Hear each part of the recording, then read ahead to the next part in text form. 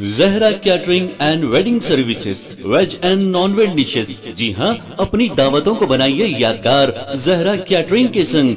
Indian, Chinese, tandoori, Mughlai dishes माहिर उस्तादों की निगरानी में तैयार किए गए बेहतरीन डिशेस। जी हाँ, दावत छोटी हो या बड़ी, हमसे राब्ता कीजिए। बिल्कुल रीजनेबल प्राइसेस पर शानदार क्वांटिटी और बेहतरीन क्वालिटी के साथ। Proprietor Syed Nooruddin 9989858793।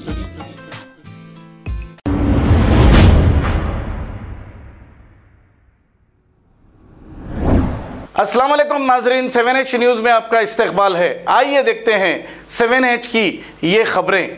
Golconda police station हुदूद के इलाके 7 टोम्स मस्जिद तौहीद में इमरान नामी एक शख्स जिसका दिमागी तवाजुन ठीक नहीं है, ये कहा जा रहा है, मस्जिद के डोर को लात से मारा और अंदर घुसकर इसी डोर के शीशों को लात से मारकर तोड़ दिया। कहा यह जा रहा है कि गोलकुंडा पुलिस सिर्फ 2 घंटे में इस शख्स को गिरफ्तार कर ली और एक केस दर्ज करते हुए तहकीकात का आगाज किया। आइए देखते हैं ये रिपोर्ट।